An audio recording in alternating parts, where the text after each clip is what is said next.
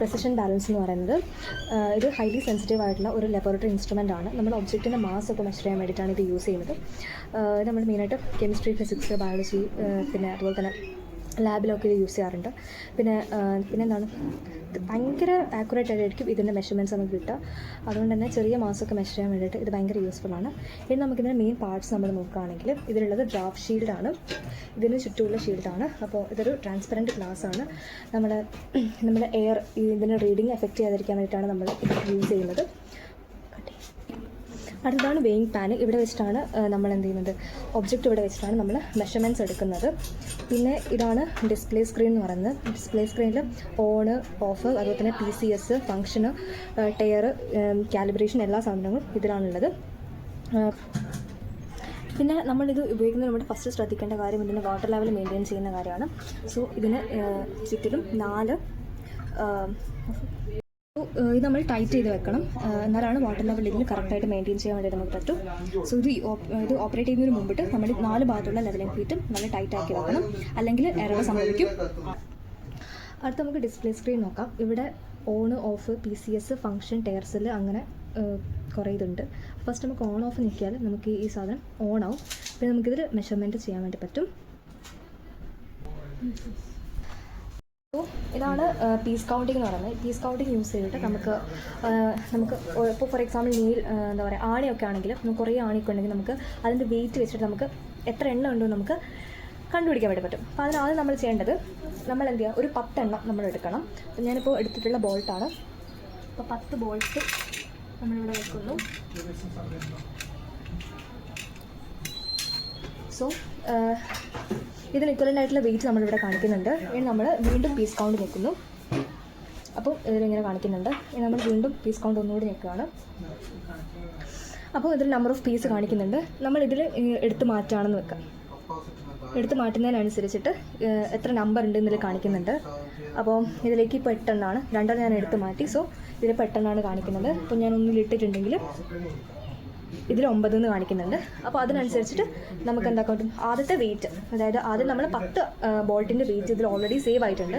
പിന്നെ നമ്മൾ അതിൽ 9 ബോൾട്ട് ആവുന്ന സമയത്ത് ആ ഒരു വെയിറ്റിൻ്റെ ഇത് വെച്ചിട്ട് ഇതിൽ എത്ര പീസ് ഉണ്ട് നമുക്ക് എണ്ണിയെടുക്കാൻ വേണ്ടി സാധിക്കും. ഇപ്പോൾ നമുക്ക് കുറേ ബൾക്കായിട്ട് നമ്മൾ സാധനമൊക്കെ ഉണ്ട് സമയത്ത് ആദ്യത്തെ ഒരു 10 എണ്ണത്തിൻ്റെ വെയിറ്റ് വെച്ചിട്ട് നമുക്ക് ബാക്കി എത്ര സാധനം ഉണ്ട് നമുക്ക് കൗണ്ട് ചെയ്യാൻ വേണ്ടിയിട്ട് ഇത് നമുക്ക് യൂസ് ചെയ്യാം. വെറും വെയിറ്റ് മെഷർ ചെയ്യുക എന്നതിലുപരി ആ വെയിറ്റ് ഉപയോഗിച്ചിട്ട് എങ്ങനെ നമ്പർ കാൽക്കുലേറ്റ് ചെയ്യാമെന്ന് കൂടി ഇതിലൂടെ നമുക്ക് കിട്ടുന്നുണ്ട്. സോ അത് ഇതിൻ്റെ ഒരു യൂസ്ഫുൾ വശമാണ്. അടുത്താണ് ഫംഗ്ഷൻ എന്ന് പറയുന്നത്. ഈ ഫംഗ്ഷൻ നമ്മൾ നോക്കിക്കഴിഞ്ഞാൽ നമുക്ക് ഇവിടുത്തെ യൂണിറ്റ് നമുക്ക് ചേഞ്ച് ചെയ്യാൻ വേണ്ടി സാധിക്കും. ഇപ്പോൾ ഇത് ഗ്രാമിലാണുള്ളത്. സോ നമുക്കിത് ഗ്രാമിൽ നിന്ന് മാറ്റിയിട്ട് കിലോഗ്രാമിലേക്ക് മാറ്റാൻ പറ്റും. അതല്ലാണ്ട് CT എന്ന് പറയുന്ന യൂണിറ്റിലോട്ട് മാറ്റാൻ പറ്റും. പിന്നെ T, അങ്ങനെ tar, DR, PKT, GN, TMR, GSM, അങ്ങനത്തെ പല യൂണിറ്റിലേക്ക് നമുക്കിതിനെ മാറ്റാൻ വേണ്ടി സാധിക്കും. അടുത്താണ് ടയർ എന്ന് പറയുന്നത്. അപ്പോൾ ടയർ അല്ലെങ്കിൽ കാലിബ്രേഷൻ. ഫസ്റ്റ് നമുക്ക് ടയർ നോക്കാം. ഈ ടയർ നമ്മൾ യൂസ് ചെയ്യുന്നത്, നമ്മളിപ്പോൾ കെമിസ്ട്രി ലാബിലൊക്കെ നമ്മൾ കയറിയിട്ടുണ്ടെങ്കിൽ നമ്മൾ സാൾട്ടൊക്കെ മെഷർ ചെയ്യുമ്പോൾ സാൾട്ടൊന്നും ഡയറക്റ്റായിട്ട് നമുക്ക് മെഷർ ചെയ്യാൻ പറ്റില്ല. സോ എന്തെങ്കിലും ഒരു കണ്ടെയ്നറിലേക്ക് നമ്മൾ മെഷർ ചെയ്യുക. സോ ആ ഒരു ടൈമിൽ ആ കണ്ടെയ്നറിൻ്റെ വെയിറ്റ് എഫക്റ്റ് ചെയ്യാതിരിക്കാൻ വേണ്ടിയിട്ടാണ് നമ്മൾ ടയർ ചെയ്യുന്നത്. നമ്മൾ നോക്കുകയാണെങ്കിൽ ഇപ്പം ഇതിപ്പോൾ നമ്മൾ വെച്ചു. ഈ ഒരു കണ്ടെയ്നറിന് ഒരു വെയിറ്റ് ഉണ്ട്, അതാണ് ഇവിടെ കൊടുത്തിരിക്കുന്ന വെയിറ്റ്. അപ്പോൾ നമുക്ക് ഈ ഒരു വെയിറ്റ് നമ്മൾ മെഷർ ചെയ്യുന്ന സാധനത്തിന് ആ ഒരു ഇത് ഉണ്ടാവരുത്, ആ ഒരു വെയിറ്റ് ഇതിൽ ഇൻക്ലൂഡ് ആവരുത്. സോ നമ്മൾ ടയർ ചെയ്യുന്ന സമയത്ത് 0 കാണിക്കും. ഇനി നമ്മൾ വേറെ ഒന്നും ഇല്ലാത്തതുകൊണ്ട് 2 ഫ്യൂസ് ഇതിലിടുന്നുണ്ട്. അപ്പോൾ ഈ ഫ്യൂസിൻ്റെ വെയിറ്റ് നമുക്കിതിൽ കാണുന്നുണ്ട്.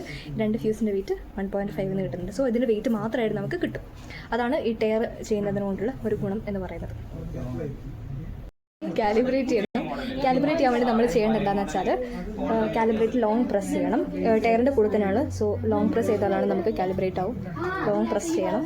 അപ്പോൾ ഇവിടെ ഇങ്ങനെ CA എന്ന് പറഞ്ഞാൽ എഴുതി കാണിക്കും. അപ്പോൾ കാലിബ്രേറ്റ് ചെയ്യാൻ 200 എന്ന് കാണിക്കും. ആ ഒരു സമയത്ത് നമ്മൾ എന്ത് ചെയ്യാം, ഈ ഒരു വെയിറ്റ് എടുത്ത്, അപ്പോൾ ഇവിടെ 200 എന്ന് കാണിച്ചിട്ടുണ്ട്. ഇനി നമ്മൾ ഇതെടുക്കണം.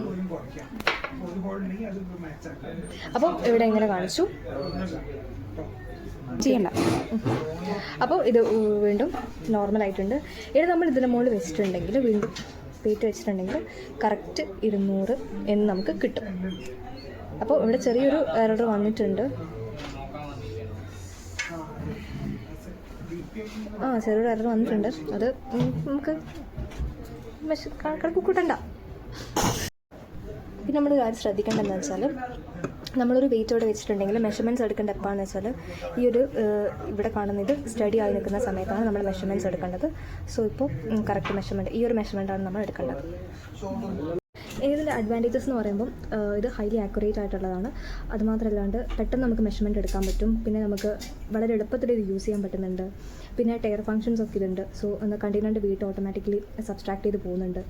പിന്നെ ഇത് റിയലബിൾ ആയിട്ടുള്ള റിസൾട്ടാണ് നൽകുന്നത്. അതായത് കൺസിസ്റ്റൻറ്റും അതുപോലെ തന്നെ റിപ്പീറ്റബിൾ ആയിട്ടുള്ള മെഷർമെൻറ്റ്സിന് എന്താ പറയുക ഒരേപോലത്തെ റിസൾട്ട് തന്നെയാണ് നമുക്ക് തരുന്നത്. പിന്നെ ഇതിൽ മറ്റൊരു സ്പെഷ്യാലിറ്റി എന്ന് പറയുന്നത് മൾട്ടിപ്പിൾ യൂണിറ്റ്സ് നമുക്ക് ഇതിൽ ഇതാക്കാം. നേരത്തെ പറഞ്ഞ പോലെ കിലോഗ്രാം, ഗ്രാം, മില്ലിഗ്രാം, പിന്നെ അങ്ങനെ CT അങ്ങനെ പല യൂണിറ്റ്സ് നമുക്കിതിൽ കിട്ടുന്നുണ്ട്. ഇനി ഇതിൻ്റെ യൂസ് നോക്കുകയാണെങ്കിൽ ലബോറട്ടറീസിലൊക്കെ ഇത് ഭയങ്കരമായിട്ട് യൂസ് ചെയ്യുന്നുണ്ട്. കെമിക്കൽസും റിയേജൻസും ഒക്കെ ആക്യുറേറ്റ് ആയിട്ട് മെഷർ ചെയ്യാൻ വേണ്ടിയിട്ട് നമ്മൾ പ്രസിഡൻ ബാലൻസ് നമ്മൾ യൂസ് ചെയ്യുന്നുണ്ട്. പിന്നെ ഫാർമസിയിൽ നമ്മൾ മെഡിസിൻസ് ഒക്കെ ഉണ്ടാക്കാൻ സമയത്ത് എക്സാക്റ്റ് ആയിട്ടുള്ള ക്വാണ്ടിറ്റീസ് വേണം. സോ അതുകൊണ്ട് ആ ഒരു ടൈമിൽ നമ്മൾ യൂസ് ചെയ്യുന്നുണ്ട്. പിന്നെ റിസർച്ച് വർക്ക്സിലൊക്കെ യൂസ് ചെയ്യുന്നുണ്ട്. പിന്നെ മെറ്റൽസ്, സ്റ്റോണൊക്കെ മെഷർ ചെയ്യാൻ വേണ്ടിയിട്ട് ജ്വല്ലറി ഇൻഡസ്ട്രീസിലും ഇത് യൂസ് ചെയ്യുന്നുണ്ട്. പിന്നെ ഫുഡ് ഇൻഡസ്ട്രീസിൽ ഇൻഗ്രീഡിയൻസ് ഒക്കെ ആക്യുറേറ്റ് ആയിട്ട് ആഡ് ചെയ്യാൻ വേണ്ടിയിട്ട് അവിടെ യൂസ് ചെയ്യുന്നുണ്ട്. പിന്നെ നമ്മൾ സ്കൂൾസിലൊക്കെ എഡ്യൂക്കേഷൻ ലബോറട്ടറീസിലും ഇത് യൂസ് ചെയ്യുന്നുണ്ട്. പിന്നെ അതൊക്കെ തന്നെയാണ് ഇതിൻ്റെ യൂസസ്. ഇതിൻ്റെ പ്രൈസ് വരുന്നത് ഏകദേശം 20,000-25,000 റേഞ്ചിലാണ് ഇതിൻ്റെ പ്രൈസ് വരുന്നത്.